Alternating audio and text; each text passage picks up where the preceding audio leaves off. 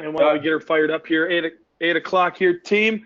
We're pumped to have you. We got a lot in store, so let's not waste any time because there's a lot that we can talk about with your overhead squat tonight. And I'm going to leave that up to Alan's one of his favorite movements. Loves doing the overhead squat. And I am going to be watching closely because I think like just the right cue for the right person in the overhead squat can really make all the difference for somebody and how they're executing it. But there's nowhere to hide in there. So Alan's going to expose some of your mobility weaknesses and where those lie. I want to talk on, and you can't see my screen. I'm just realizing, here we go. I want to talk on acute to chronic workload ratio a little bit and the tracking of heart rate variability. Much like last week, the symptom modification, if you didn't listen to Jeff rap about that on that lecture, you did yourself a disservice. Similar this week, if you don't listen to Alan rap about heart rate variability, you're doing yourself a disservice. So be sure that you actually check the full run of that episode of this week's lecture so that you can hear all the nitty-gritty details. What we're going to do is basically skim over it and kind of hit some touch points and then ask any questions that you guys have from a practicality standpoint of integrating heart rate variability in clinic, in practice, or in the gym. Okay, so we're going to touch on a few things here, subjective RPE being the first one. And with all of this new tracking software, all the new data that's out there, sometimes just asking someone self-report RPE is the best thing that we have, right? And there's some literature to support that correlates really, really well with some of these objective measures like heart rate variability and power outputs and tracking and that sort, right? And this study really looked at that closely, almost an identical linear pattern to someone's power output, someone's like work session, how hard they worked, and a session-based RPE with that, right? So almost a direct correlation between the two. So really, really nice to make sure that you're asking your athletes how they're doing and how hard that session was and how they're feeling after that session, right? In terms of heart rate variability, what is it? It's the beat-to-beat difference in your heartbeats, right? It's not your resting heart rate. It's not your max heart rate. It's between beats, and what's the difference in between beats, right? Measured in milliseconds, the more variability you have, the better, right? So we want variability between beats. For example, right, 60 beats per minute is not one beat every second like a metronome, right? If that was the case, that would be low variability and would not be good, right? It's not what we're looking for, right? What we want to see is 60 beats per minute that looks kind of unorthodox and there's some variance in between the beats, right? That's what we're looking for. And if we see that, we know that the body is resting and digesting really well, it's recovering really well, and it's not being driven by the sympathetic nervous system, like still trying to recover, still trying to catch up, cortisol levels are high, stress levels high, etc., right? If that's the case, you start to get that more metronome type HRV, which means HRV goes down, and that's when we start to run into issues, right? What kind of issues do we run into? Well, overuse issues is one of them, right? If you are, like we already mentioned, chronic lack of sleep, chronic stress, poor nutrition also has a negative impact on HRV as well. And this can kind of be a leading indicator, and that's why we're pushing for it heavily, is because it's that flag before anything starts to show its face as far as symptoms are concerned, right? It's the leading indicator that we can start to identify, hey, something's going on here. HRV's been down in the drains for a couple days, maybe a week.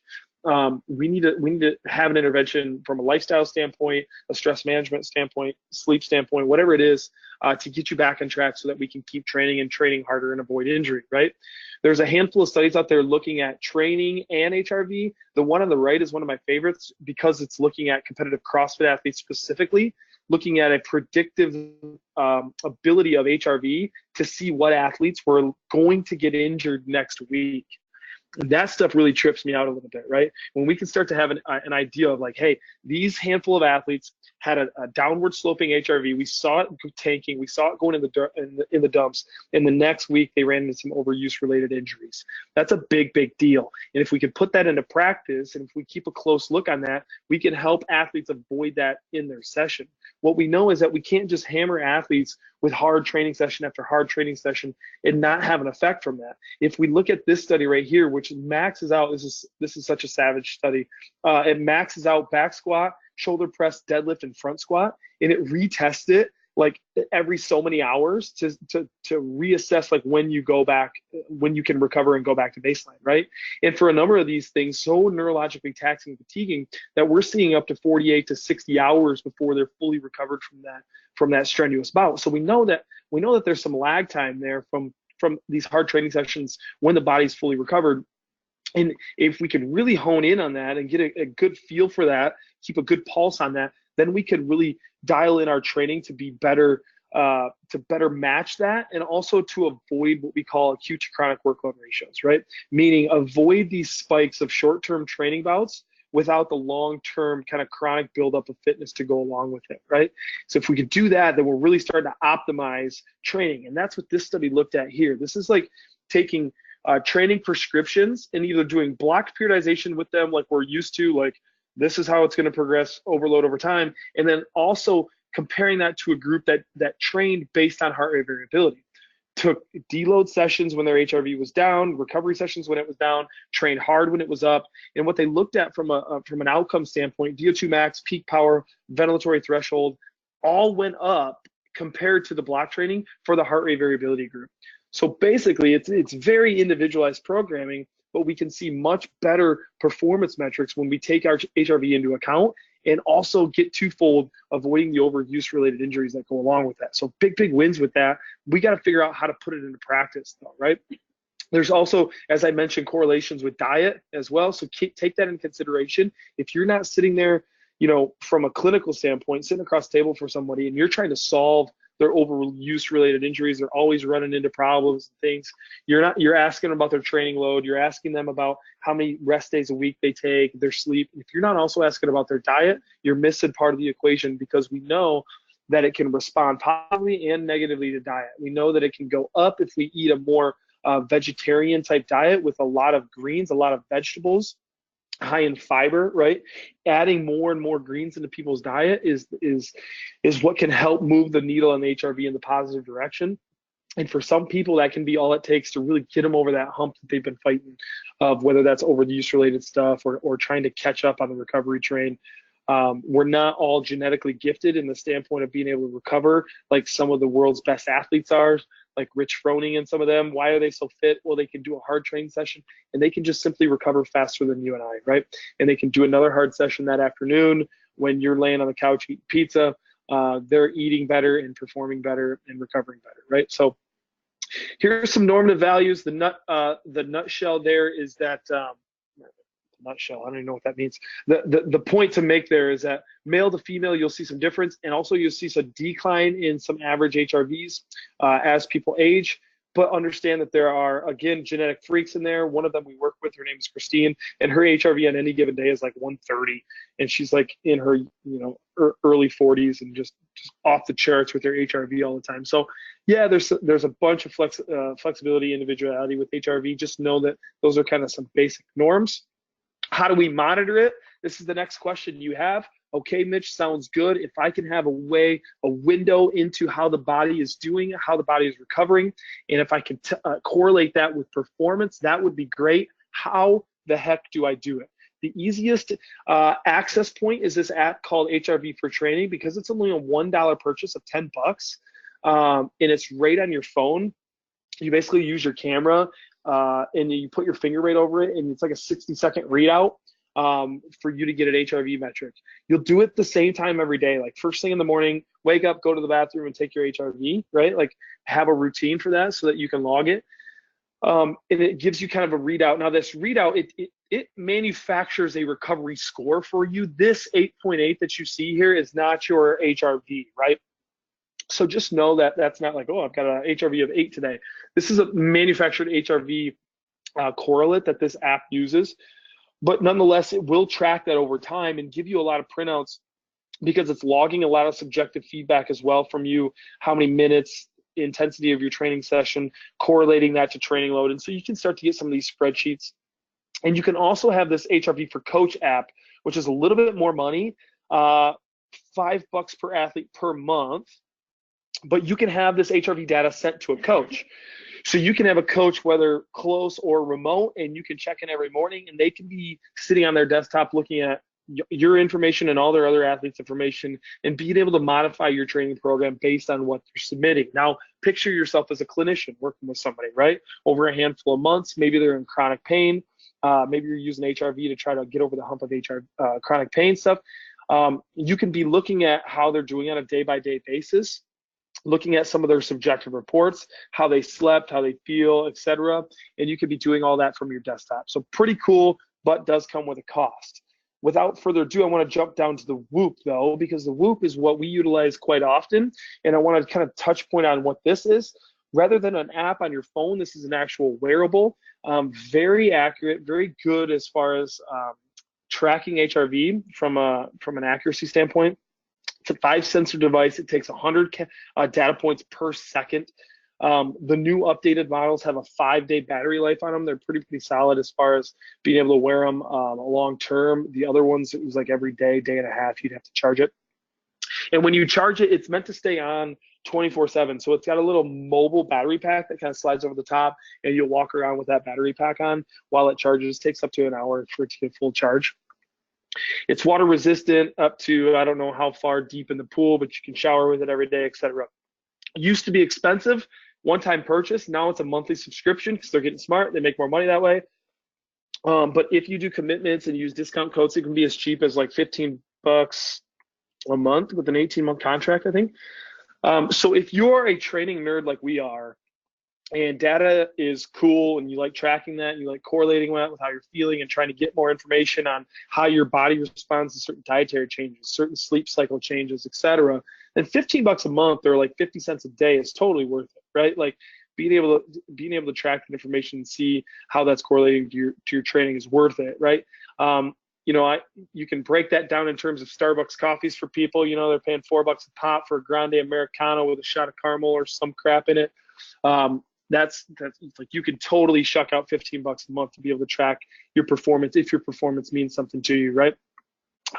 I've sold a handful of these to some athletes that I'm working with and tracking their chronic pain and their training and how they're responding to training, and they've really found it to be like a useful tool that kind of gives them some gives them some control over some lifestyle factors. It just helps them get a more effective readout of what's happening internally. So they like that.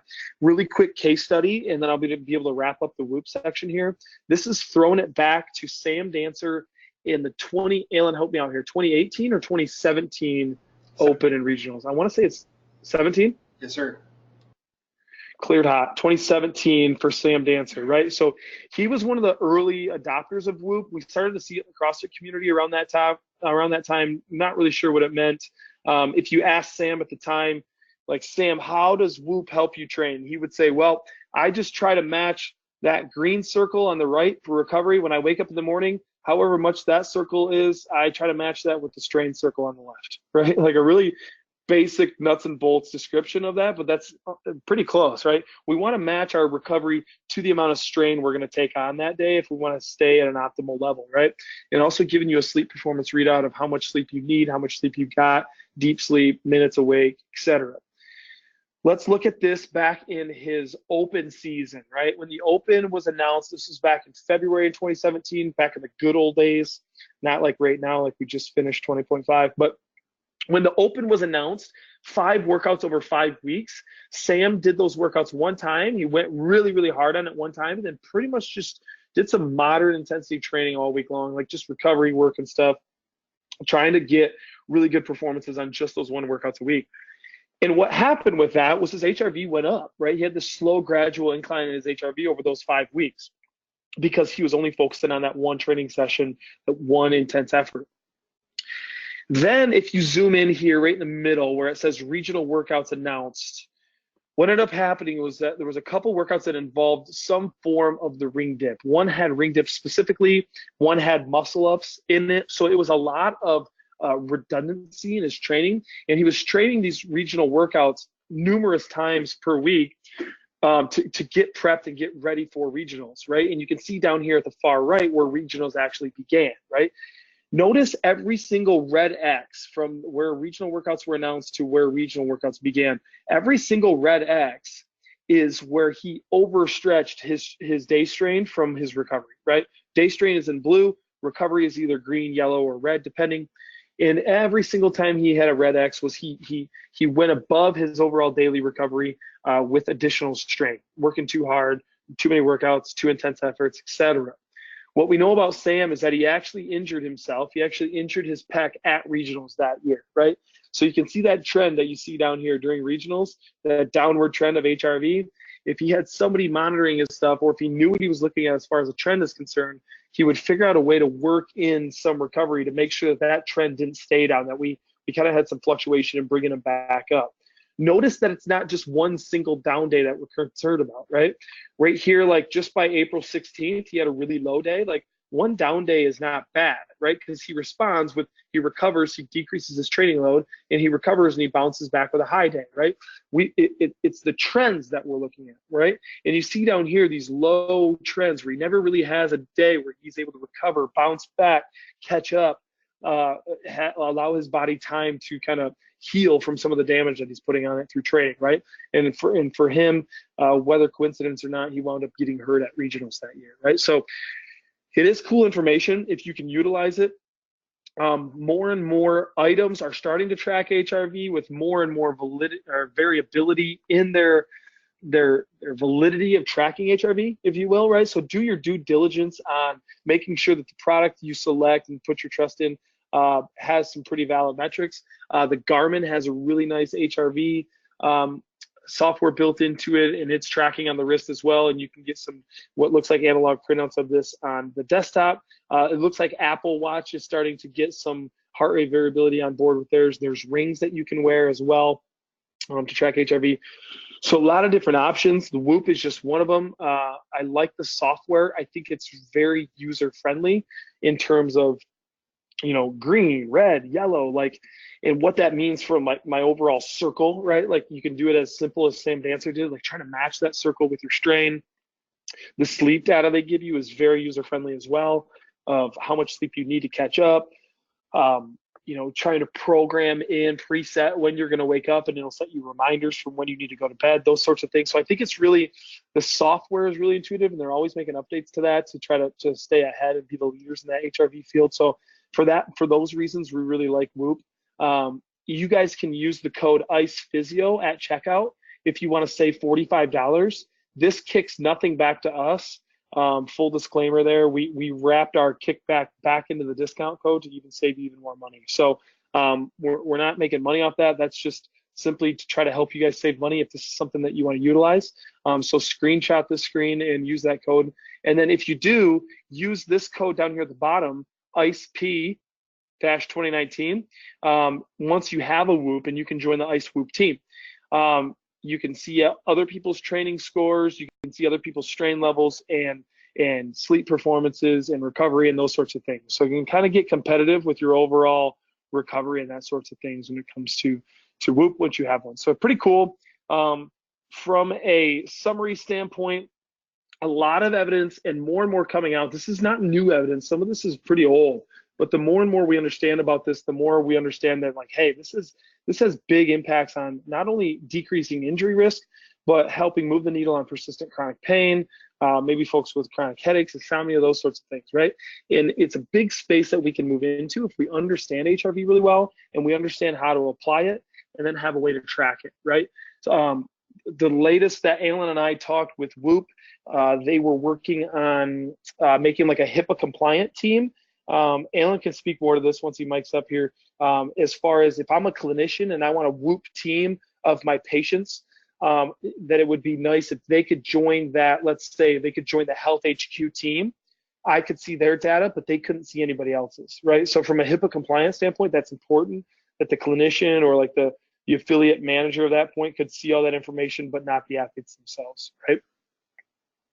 So I think all that stuff is really, really important. Alan, do you have anything to add to the HRV component of this lecture or no?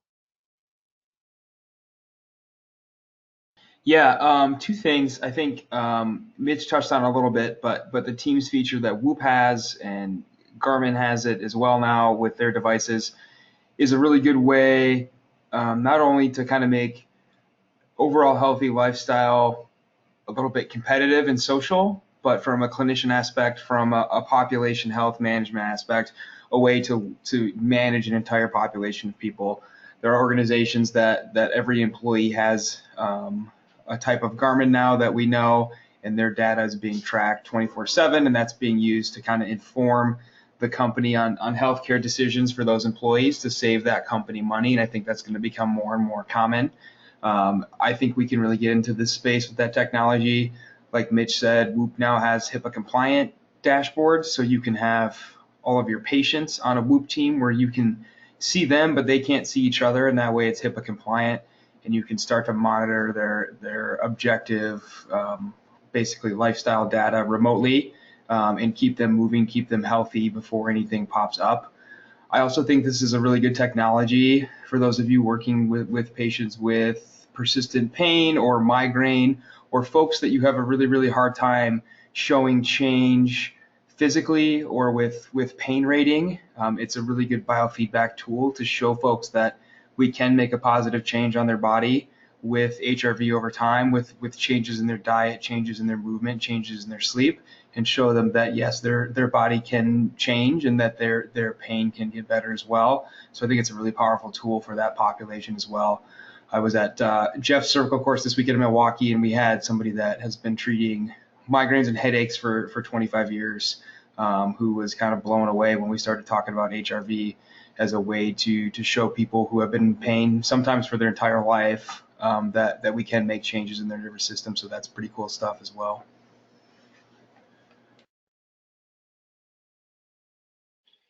This can be a kind of a science heavy type lecture, but also like kind of a catch up on how to integrate this practically, like in the clinic. Do you guys have questions about that as far as if you're on the verge of wanting to dabble in this, anything? I think with Alan and I as resources tonight, folks that have utilized the Whoop and HRV tracking and also try to use it with our patients as well, it's a good time to ask those questions. So if you have any, let's do those now before we look at your overhead squat videos.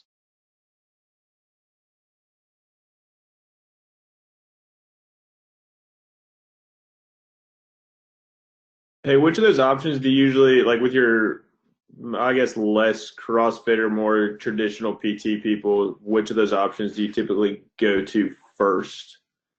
As far as like, do you try, say, start with the app, see if you like kind of the data it's giving you, or do you just try to jump into the Whoop? Or I guess probably depends, but do you have a go-to? Yeah, the Whoop is certainly not exclusive to just training, right? You can go through a whole workday and total up a really high strain level. This is cardiovascular strain. You can have a very stressful day at work. We got a good friend who head chef at a kitchen, and when he gets busy, like he'll have a 19 strain day. Total strain is 21. Like you can't even hit 21. It's like an asymptote, right? You can't quite get there to the peak. He'll have a 19 strain day on just being in the kitchen, stressed, moving a bunch, right? So it's not just for those folks who are training to collect and track strain load.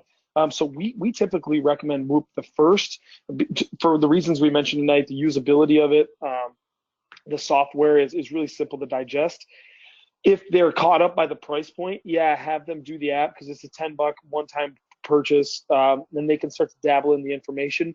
But I used that software and I didn't like it myself. Just didn't. It was hard to wake up in the morning, remember to scan all that and do all that sort of thing. With the Whoop, it's just always on.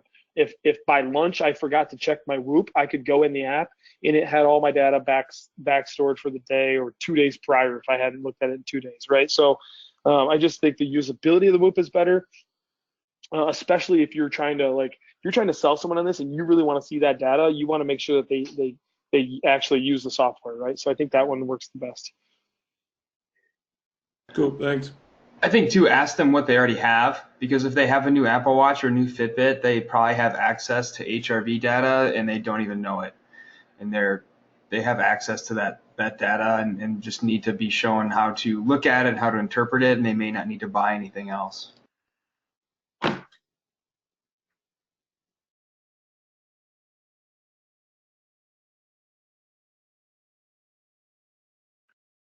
Great questions. We're ahead of schedule. I'm really impressed with my ability to get that done in 20 minutes. Alan, you should be proud. Let's flip the mic over. Let's flip the screen over. and let's have a look at some overhead squat videos and see what we can work out with these, shall we? All right, here's to hoping my mic doesn't die this week. Here we go. So the overhead squat. So a lot of you learned a lot about yourselves this week and about the overhead squat. Kudos to those. A lot of you mentioned this was your first time trying it, so thanks for at least trying it. Very challenging move, combining overhead lifting with squatting. So if you were somebody that struggled with both earlier in the course, we put them together and made you do it all at once, which just made it all the more challenging. So when we look at the overhead squat, the points of performance, we need that bar over the spine of the scapula. A little hard here to see with this pseudolateral view, but over the spine of the scapula, definitely not over the crown of the head, but not excessively posterior either. We need an incredibly active shoulder. When we start to get really, really heavy, we can just not move a lot of weight with an inactive shoulder. And part of that is having a good set sequence. I posted a video earlier this week of a gal at the gym who was having a lot of pain with overhead squatting and snatching. And just by cueing her to internally rotate against the bar and kind of set her shoulders overhead, that prevented translation during the squat of her shoulder, and she was able to overhead squat without pain. So making sure that we have a really, really active set shoulder throughout the range of motion. And then we get into the squat points of performance. Hips and knees break simultaneously. Knees travel forward, over or outside of the toes, and we finish with the full depth, hip crease below the knee. Some things to cue you in when we're looking at overhead squat analysis and things to cue with your patients and athletes. We really have to watch that torso angle. This young man has an almost vertical torso angle. That's perfect. That's going to let that weight be really stable overhead. If we get any sort of forward torso angle here, we're going to be in trouble because we're going to have that weight then out in front of us, and that's going to be very, very challenging for the shoulder if we try to hang on to it, or we're simply just not going to be able to lift it, and we're going to drop that weight out in front of us. Part of that comes from dorsiflexion. So if we hone in on dorsiflexion, we can see those folks who just don't have bendable enough ankles are naturally going to have that forward inclined torso, and they're going to really, really struggle with the overhead squat. Two here is a lot of neuromotor. We can give people plates who may have really good dorsiflexion and see their overhead squat improve just by forcing them forward more. Their brain is going to pull them back into a better position automatically, that reactive neuromuscular technique, and get them a better position. So even if you do have good dorsiflexion motion, you may find that you improve your overhead squat with just a little bit of heel lift because of that reason. And then finally, tempo. It's really, really important here to stay stable and controlled throughout the range of motion. If you're somebody that kind of rockets to the bottom of your back squat or your front squat and uses that stretch reflex to get out of the hole, that is okay for the squat, but that can be challenging stability-wise with weight overhead, and it may cause you to lose that active shoulder position. So a lot of times we'll cue folks in the gym to just slow down. Just not that you need to do any sort of long eccentric, but just be controlled through the whole range of motion and really, really, really focus throughout the range of motion on having that active brace core and on having that active shoulder position. And here too, look up. We're going to look at some of your videos, and some of you literally stare straight at the ground and you kind of just fall forward like a deflated balloon because you are folding forward at your trunk. You're looking straight down at the ground, and that's not going to allow for a lot of extension activation. So points of performance for the overhead squat. Let's look at some videos. Let's look at Britt first. Here is Britt's video. We'll play it through. We'll look anterior, and then we'll look lateral here.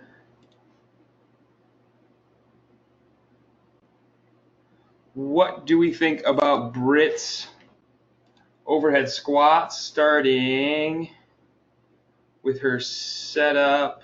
Let's see, there. We already know from earlier in the class, Britt has a lot of dorsiflexion restrictions. She's usually in lifters, I do believe, which is why she has plates out.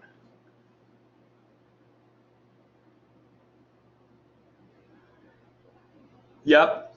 And so again, due to those dorsiflexion restrictions, she's going to prefer that external rotation, abduction, toe out position to get more dorsiflexion. She said in this post she tried the overhead squat therapy and just fell forward into the wall.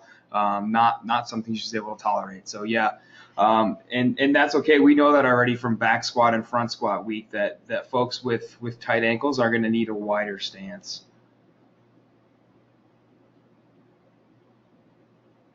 And so cue you in, let's see, right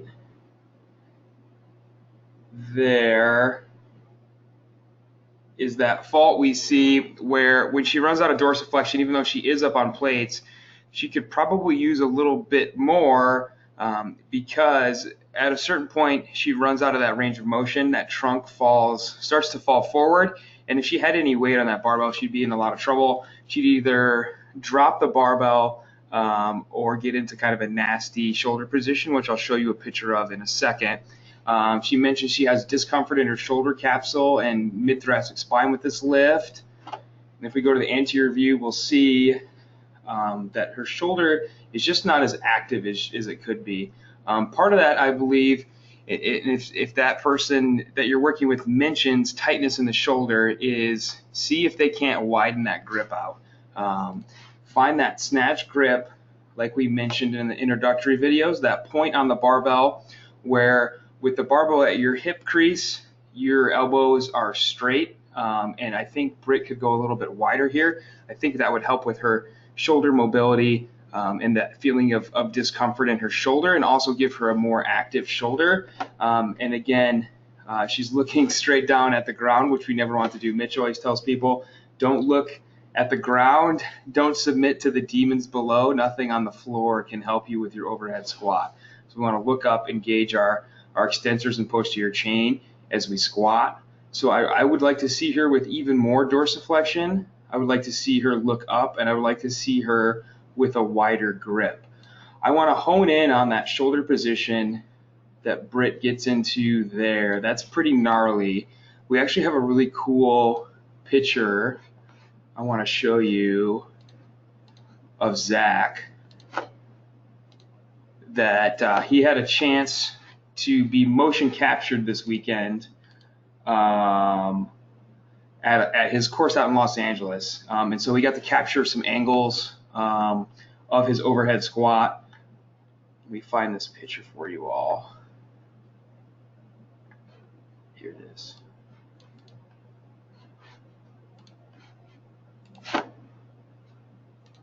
And so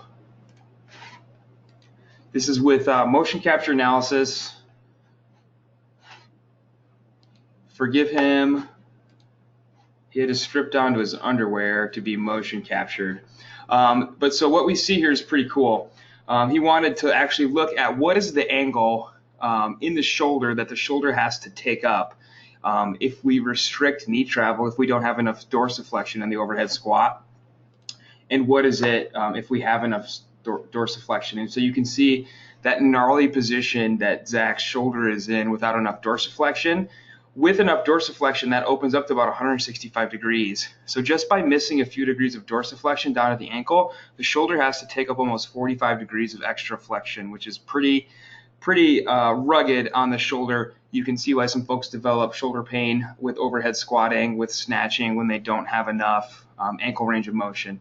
So it's pretty cool. He, if you follow him on Instagram, he posted a little case study with a whole bunch of pictures and videos of all the different angles, looking at increasing and decreasing dorsiflexion and what it does to the shoulder. But we see that if we don't have enough dorsiflexion, then we really get into trouble in the shoulder. And we may be treating somebody for shoulder pain with their overhead squat when really we need to be focusing on getting them a little bit more dorsiflexion. Even a few degrees down at the ankle can really, really help them up at the shoulder. So that was cool to see from Zach over the weekend. Let's look at Angel's video. Here we go. I'll let it play through.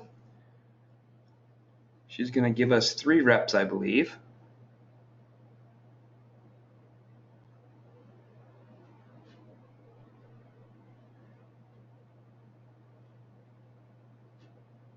Okay, call it out. What do we see? What do we like about her setup? What do we like about her execution? What do we think about the bar path?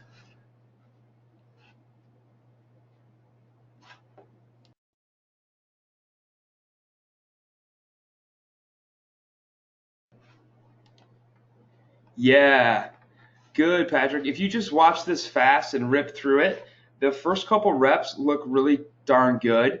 But we'll see, I believe nope, it's this next one. It's this third one. She decides to look towards the floor, and that really pulls her head through, causes a little bit of translation at the shoulder, and then it causes her trunk to forward lean, and she kind of wobbles out of the bottom. So that's the main thing I picked up as well in this video. Again, I would say Angel too light. Put some weight on that barbell. Show us something heavy. Show us what happens as we get towards failure with these lifts. Even with just a couple reps and a little bit of fatigue, we see mechanics start to change very, very slightly. I caught up on a little bit of toe lift as well. There it is. During the descent, kind of putting weight through the midfoot and rear foot and letting those toes come up instead of driving through the heels, but very minor compared to looking down and letting the shoulder translate and folding forward with the squat. Is Angel here? She's not. Dang it. Okay. We'll pick on somebody else. We'll pick on Evan, who is also not here. That's unfortunate. Here's Evan's video. Evan does have some weight on the bar, lifting in some of those Vivo barefoots. There's the anterior view. I'll play it one more time.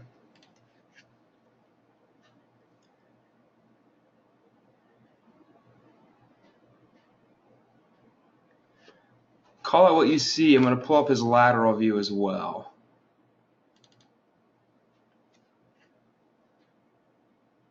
Yep. Cody says right elbow stays bent in the anterior view. We'll come back to that. I'll play lateral view one more time.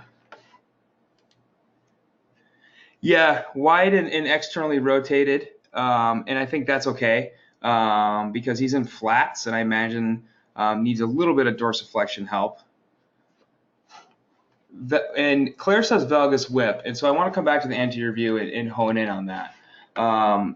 So Cody says right elbow stays bent pretty much the entire time, and so hone in on that right elbow, and that is true.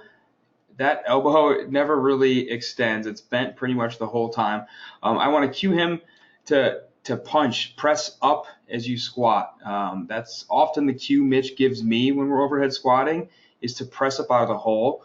I get so focused on my squat depth and squat mechanics that I forget that I have a barbell full of weight above my head and let my shoulder get soft.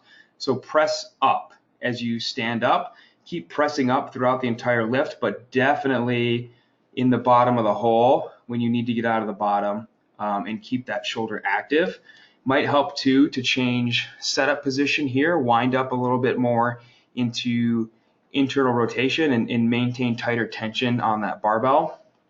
And then we don't see a valgus whip so much as we kind of see a little bit of collapse, and it's more unilateral than bilateral here in that right foot, in that right knee. As we get to the bottom of the squat, we see that elbow soft, and we're kind of leaning to that right side as a whole, and we see a little bit of collapse of just that right knee. And as Marissa said, kind of a very wide and externally rotated stance.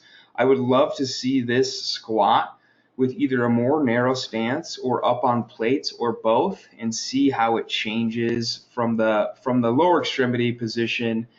If a little bit of dorsiflexion assist, if a little bit of counterbalance can improve to a more narrow stance, and if that will clear up that unilateral valgus that we have going on. It may or may not help with the shoulder, but I'd love to see what it does to that knee and that lean to the right side, and see if we can clear that up as well. It could just be an issue of squatting in those barefoot designed shoes, those Vivos, and even maybe just a regular old CrossFit shoe with a little bit of heel lift, if that helps clear up that right-sided lower extremity collapse on the leg. So good video from Evan with some heavy weight overhead, turning red a little bit. That's what we like to see. Let's look at Mark, who is also not here. Oh, he is here. Good, perfect. I love Mark's video. Mark says, never done this, super challenging, awesome. Ugly. Actually, I'm gonna say beautiful, Mark. So what do we notice almost automatically about Mark's squat setup, his overhead squat setup? Yeah, impressive for how narrow his arms are. Yeah, Mark's got what we would call like a Chinese grip, a Chinese jerk grip, right? He has a jerk grip, even for a jerk, he has a super narrow grip. And so sometimes in the gym with athletes, we see them grab the barbell like this and they just fold over immediately because they almost instantaneously run out of shoulder mobility. And we tell them to widen their hands because they're trying to bang through shoulder mobility that they don't have, and it causes them to fold forward. But we see Mark has some really beautiful shoulder mobility that really doesn't limit him too much with that jerk grip.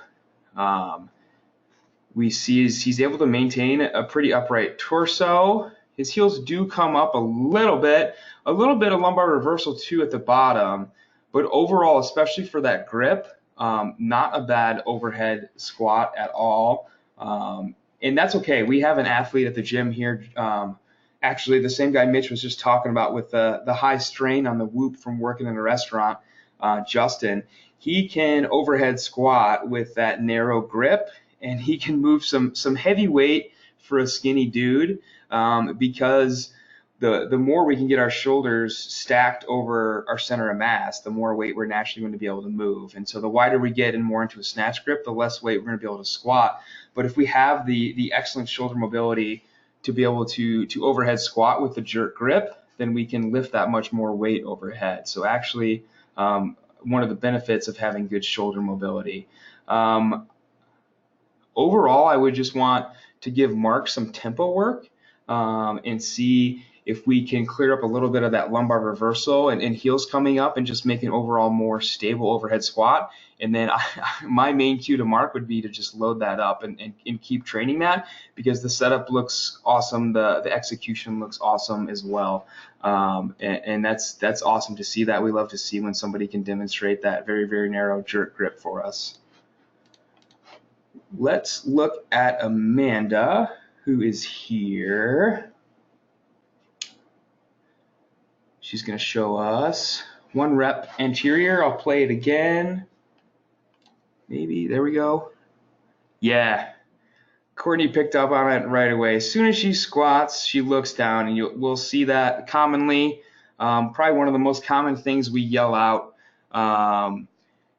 to look up. Yeah, and she has a lot of external rotation on board as well. You kind of see it's just that barbell is just kind of pinning her shoulders back. Let's look at the lateral view. Here's lateral. And I think as Colin pointed out, because she's so much externally rotated and she can't really hang on to that, we see that barbell starts almost too far behind her, right? If we're talking about spine of the scap, that barbell is almost over her butt instead. And as she descends, though, we see she loses that. She loses the shoulder position. The barbell travels forward and gets back over the spine of the scap naturally anyways. And so a lot of people ask us, why do we cue internal rotation to set up on the barbell versus external? And we often don't cue external because once somebody, even if they can start with a wind up on the bar to pull into external rotation, they often can't maintain it once they start to squat, and they lose it, and they end up translating through into internal rotation anyways with that barbell coming forward. And whether you cue internal or external doesn't matter so much, is that there is no translation of the shoulder during the squat. We don't want to see that at all. That's when people start to get anterior shoulder problems with the overhead squat and with the snatch. And so we don't cue external rotation very often, though, because folks simply can't maintain that tension. And when they lose that tension is when we see that translation of the shoulder, and they start to get into trouble with injury with the overhead position. So that's why we cue internal rotation. A lot of folks will be able to maintain tension that way a lot better without losing it during the squat. And so we see a good example of that here with Amanda's video. Play it through one more time.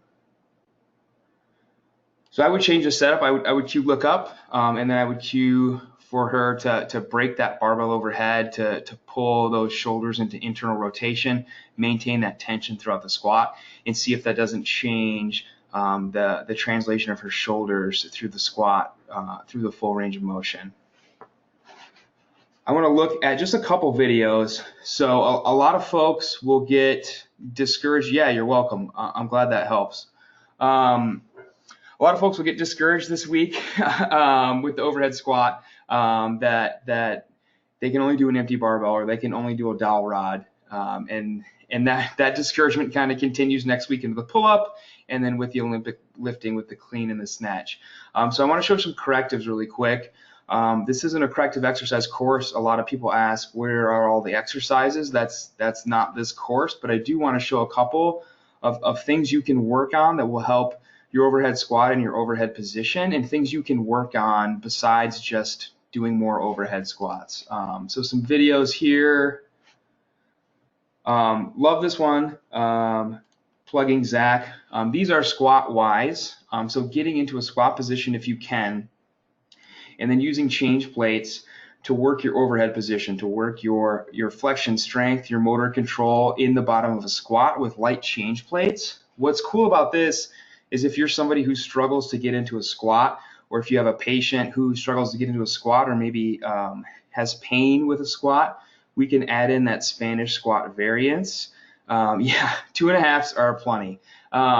If you struggle with the squat, or can't squat, or have a patient who has maybe some knee pain, we can bring on that Spanish squat variation we've already shown you all, and do this against the rig, and take away the complication of the squat, and still work those squat Ys to work that overhead position. We love to give out squat Ys for folks. That video I posted earlier this week of the gal I'm working with, that's one of the things I gave her for homework, was some squat Ys in a Spanish squat with a heavy band. Another one is just to do a banded overhead squat. So this guy is doing it against a kettlebell. If you don't have a rig, this is a good alternative in the clinic. A lot of you do have a kettlebell, or you have something heavy. So you can use TheraBand, you can use Rogue bands, whatever you got, and just do banded overhead squats. And this is great. You don't need to go to full depth. If the person can't reach full depth, they can still work the overhead squat through as much range of motion as they can show you against resistance. And that's really great for somebody that maybe even the barbell is too heavy to start them on an overhead squat, or the barbell overhead is painful. We can get some bands and still get some load through that range of motion. And here too, we can play with plates under the heels for a better overhead position. We can play with various angles of dorsiflexion to see if that changes the torso position to something we like better. And then we can increase the challenge of the band, obviously, as well. So we like to give out banded overhead squats to work the overhead squat against tension through the full range of motion. And then these are expensive, these bamboo bars. We've talked about these a lot, these band bells, bamboo bars. But you can get pretty gnarly with some kettlebells and an overhead squat with one of these. If you're looking to build shoulder stability, if you're looking to get a really strong overhead squat and snatch, these are definitely part of that accessory program for that athlete to really get strong shoulders and a strong overhead position. You don't need a lot of weight here at all. 25s or 35s.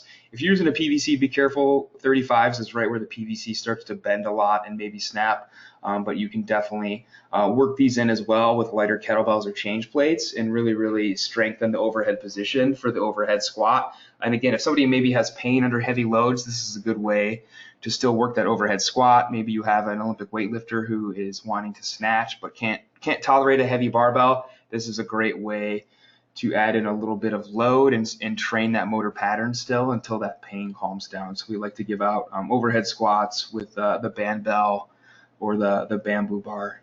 I'm realizing now that we have the other version that has slots, that this version is much easier to load, and that we probably should have bought this version, watching video after video of how easy this one is to load. So there's some good accessories to give folks to improve their overhead squat or continue to work the overhead squat and train the overhead position if they're dealing with pain until they can get back to the barbell. Okay, we're a little bit ahead of schedule, so we have some time for questions. Questions about the overhead squat, questions about what Mitch discussed with the lecture recap with HRV or acute to chronic workload ratio tracking. Anything you got, fire it up.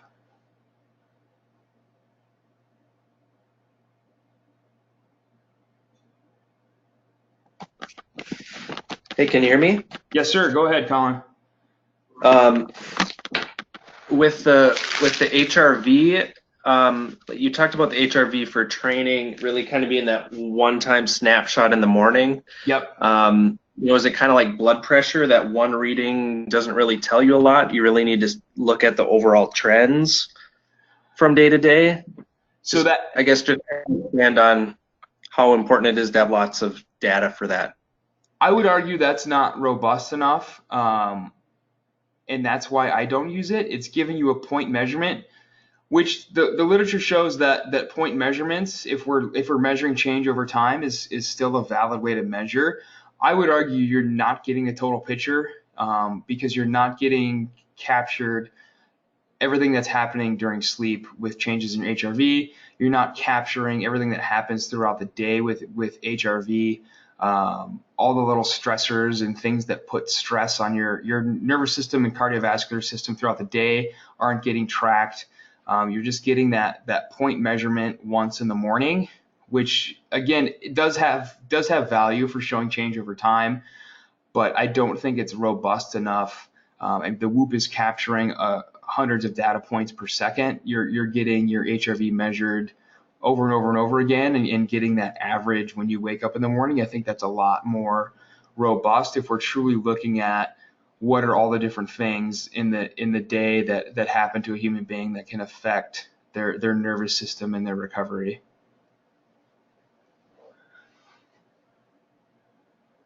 Does that make sense?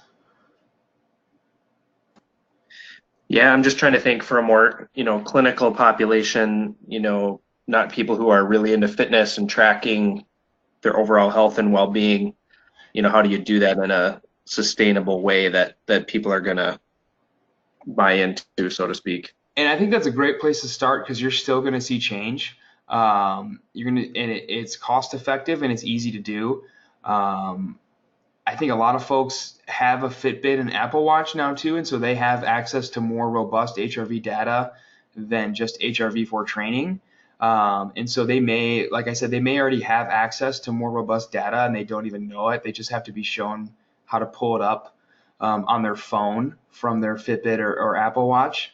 But if they don't have that, I think HRV for training is a great place to start. I think it's a great place to start to show them change over time and get them more interested in it. And we have found with folks in the gym that once they get a Whoop and start looking at their HRV, they just kind of become an even more healthier person because they get to see the direct effects of poor sleeping and drinking on the weekends and eating a pizza, and they see all the effects that are almost instantaneous biofeedback, and they get even more hooked.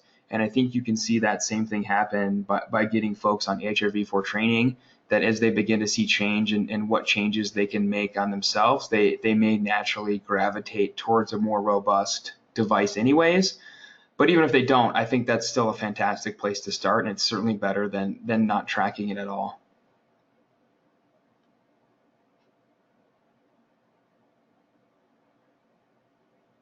Good question. Other questions?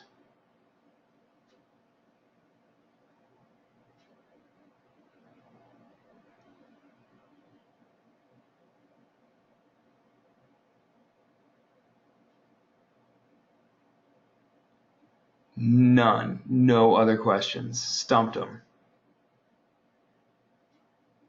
Just hard crickets.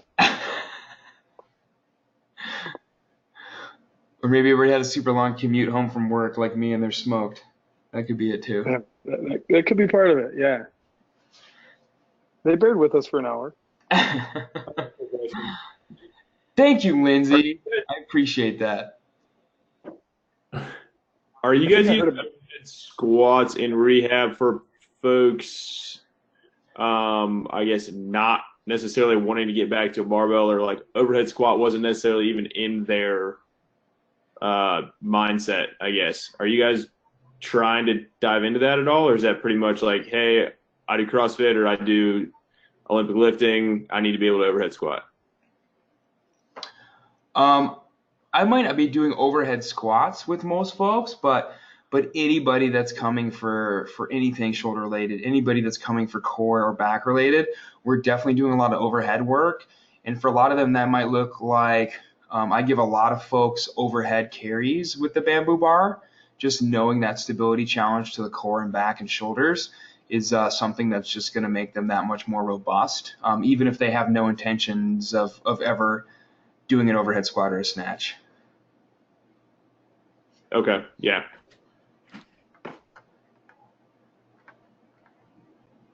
Patrick, have I noticed any difference in my recovery score following hot?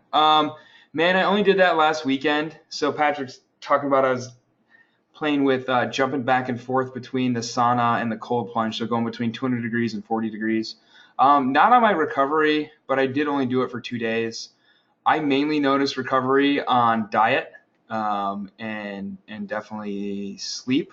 And I've noticed a huge change since starting low carb.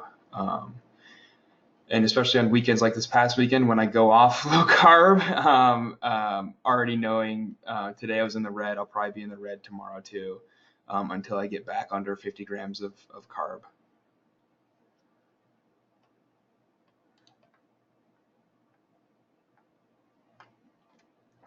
Katie asks, soreness in shoulders after working on overhead things after never having lifted like this before. What would your expectations be for people just learning and what soreness should look like?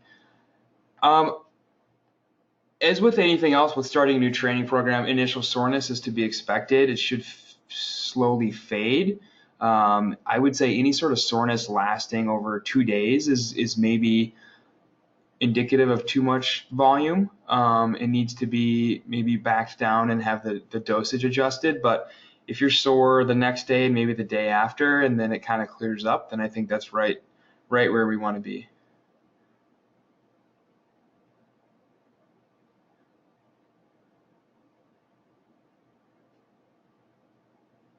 Good questions. Time for one more before we let you go.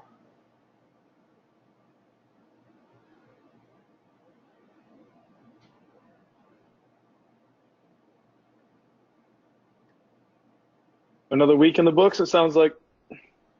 Yes, sir. Great job, team.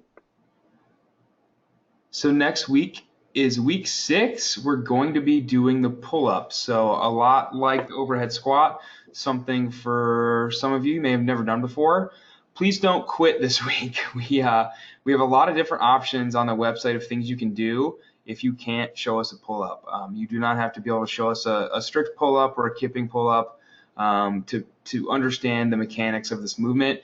You can we show you how to do the hollow hold in the arch position on the ground. Pretty much everybody in this group can do that.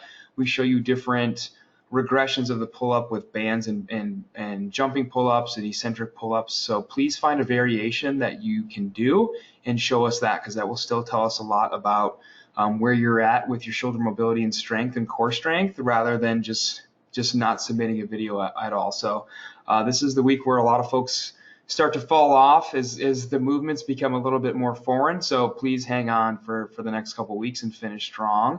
The lecture is going to start to look at long-term effects of loading. So we're going to talk a lot about imaging. We're going to talk a lot about loading and get a little bit deeper into the effects of loading on tendinopathies and things like arthritis and osteoarthritis and stuff like that as well. So that will be the lecture for this week in addition to the pull-up. If Mitch has nothing else for you, then we'll call it a wrap here.